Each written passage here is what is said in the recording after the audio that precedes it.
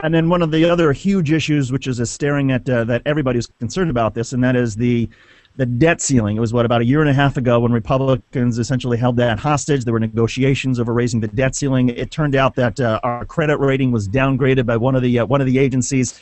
President Obama felt burned by that. He doesn't want to have to go through that again. Treasury Secretary Tim Geithner just said this past week that the debt ceiling is due to expire within a couple of days, but there are measures that the Treasury can do to give that another 2 months.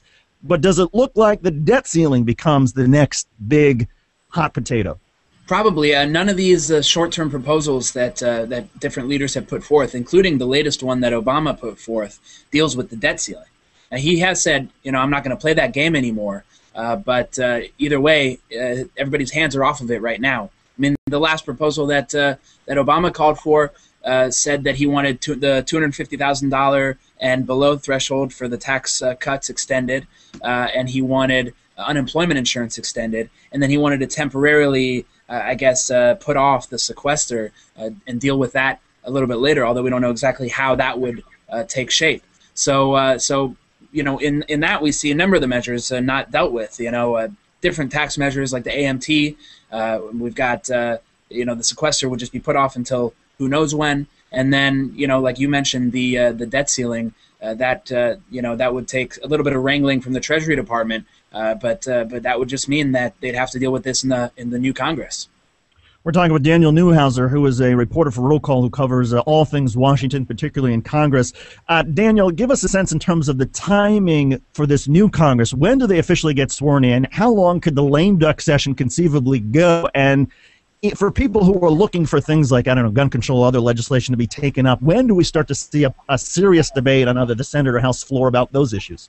Well, clearly this is sucking up all the air in the room. This has to be taken care of first. And the more Congress keeps dragging it on, the more they keep putting these things off into the new year or setting arbitrary deadlines, the less they're going to have time to take up anything else. And you've got to remember, we've got immigration reform. They're setting up a mechanism through this whole fiscal cliff process to deal with tax reform a year down the road. That's sort of on everybody's wish list. And like you mentioned, gun control, which is as horrible as the tragedy in Newtown was, already seems to be drifting to the back of some people's minds. And then you've got a million other things that you've got to reauthorize No Child Left Behind in the 113th Congress. There's going to be a highway funding bill that expires in 2014. So there's really a million other things to do. And the more that they keep these things piling up, the less they have time to get to that. And fair to say there's still a lot of bad will among members. I mean, a number of members who say, look, we've gotten so sort of in such a logjam in both chambers that even if you have a good idea that might be able to get a majority of votes, that the side that is sort of losing.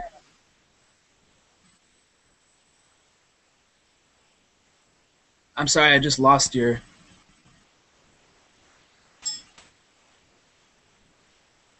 That there's bad will in both chambers simply because we don't even see straight up or down votes on it anymore. That if there's a good idea or somebody thinks, well, this is a measure that could get bipartisan support, particularly in the Senate, there's always now it seems like there's an effort to prevent things from even getting a straight up or down vote. Yeah, I'll quote Speaker John Boehner on this one. He said this some months ago. Welcome to divided government. This seems to be sort of the new normal when it comes to how the parties interact.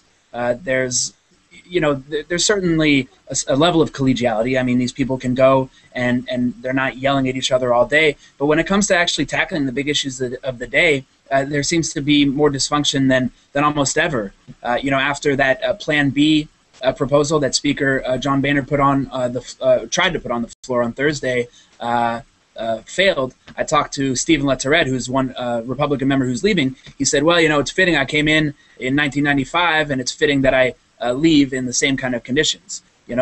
Many people do believe that this is as bad as it's ever been when it comes to the collegiality and exactly all the points that you just made.